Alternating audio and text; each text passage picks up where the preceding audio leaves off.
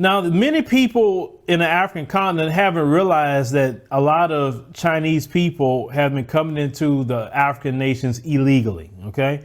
So, at least on paper, South Africa has 1.5 million Chinese. I don't know if you knew that. That is there in South Africa. We're not talking about all the people that's coming in illegally and making illegal documents to come into the country. Now, I was sent a video out of South Africa where the South African police is going to stop some Chinese. And I want you to hear how they found out about illegal documents that's being made by the Chinese. Let's roll that clip. No, together. We're together. The test and the driving that you never did. Okay, that's fine. What are you going to do? Okay, wait. What are you going to do now? Ma'am, we need to take this vehicle in and we need to check all these people's documentation if they're legal in South Africa. Yeah. So, and we are civil guys. Huh? Do you still have his license? No. Yeah. Okay, what's going to happen now, ma'am? You say the car's on your name. Okay. We need to verify your documentation if you're all legal in South Africa. So we're going to take you to SAPS here at Langlaagte, where we're going to verify everything. Okay. You need to phone people to bring your documentation to show to us and prove to us that you're legally in South Africa. Which one? What? Which document? How did you come to South Africa? These people. Has he got a passport? He got ID. Where did he get the ID from? I don't know. You don't know? But he's got a South African ID. It's getting worse, guys. Where did you get the ID? You know, I don't understand one thing. These people can't speak English and they can't speak any... Whoa. They can't speak English. They can't speak any of our other languages, but they're in possession of a driver's license of our country. They're in possession of documents. How did they apply for these things? I don't know. The Chinese make They paid money. The Chinese made it. Yeah. Huh? Now, the question I have is this.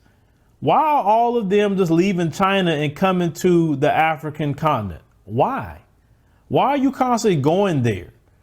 I mean, you guys have your own nation. You guys, you don't want nobody else in your country. You don't. I mean, you call yourself what you derive from the Hans. So you're more what Han, right? Well, why don't you stay over there and make China great and do everything you need to do in China and just leave black folks alone? Because you don't like us like that. You don't want us in your country. You throw our people out on the streets. They can't go eat anywhere unless they got international pressure on them. Then that's the only way you let them into the hospital. Like the brother and sister that wasn't allowed into the hospital you saw last week, they allowed them actually in the hospital after the pressure, but got them on camera to say, oh, they gave us treatment, they treating us good, that sort of thing. I did check out that video. But the only reason they came to them was because of the pressure that was put on by the global black media. And shout out to everyone who has put the pressure on China. But we have to have that conversation. Even the people in South Africa, the brothers and sisters. So you're dealing with the white supremacists that you've been dealing with forever. And now you got to deal with the Chinese. Then they come there. They don't want to speak the language. Then the woman admits, oh, the Chinese made this illegal driving license, making illegal documents. You guys got to start clamping down on your immigration. And even here in America, they're flying into this country for the most part. This is what they're doing. They get a visa, fly into this country, and then they just don't go back. They go to Chinatown, and for the most part, our politicians won't go in and deal with them. But I think something's about to change with that. I think if Donald Trump wins, that's probably about to start changing, because understand something. After this thing is over with coronavirus, all that money they spent, if you pay attention to how they're talking right now, I don't know if some of you look at the news, but they already saying we need an investigation in China. You had one state, is it Missouri or one of those states? They talking about they suing China for all the situation with the coronavirus and how it definitely came out of Wuhan and they mishandled the virus when they had it and they didn't contain it and they allowed their people to go to everybody else's country and a lot of people died. So yes, something's going to happen out of that. I understand that. But what I'm saying to people in the African continent is look at your roles. Right after South Africa, in Nigeria would be your next country that have close to, I think around 945,000 or so Chinese people in Nigeria. What are they doing? What agreements is the Nigerian government making with them where they're just flooding all their people over there? I mean, what's going on? And as I said before, do you have 945,000 people from the diaspora living in Nigeria? Do you have 1.5 million people in the diaspora living in South Africa? That's the people that need to be flooding in, not them. And they coming to take. You remember we covered a story last week out of Uganda, how they were doing all this criminal activity in Uganda and the police busted them?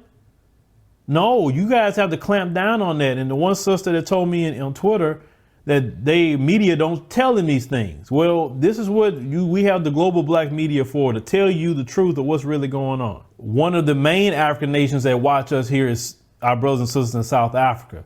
So, we want to definitely let you guys know what's going on. And as you guys pass information to me, like the sister, the last, I think, week or so, pass information on how they were threatening, to put coronavirus in black people's neighborhood. I mean, you guys, like I said, we are definitely on your side. We all connected, but you got to get a hold of this. Find out what deals China made. Then I seen last year when they had the elections, you had a Chinese lady running to be part of the government in South Africa. And I say, whoa, look at that. But how many Africans are part of the Chinese Communist Party? They won't allow them to be part of that. So you guys better pay attention, because how the Chinese feel about Africans is not a good thing for you to allow them to worm their way into your government, into places of control. Understand? You got to pay attention to this. I'm telling you, because America has a big problem with the immigration situation. They do. Now they're trying to do it over there in your land. Don't let them do that. But leave me a comment. Let me know what you think about the situation with the Chinese showing up illegally in the continent of Africa, especially South Africa.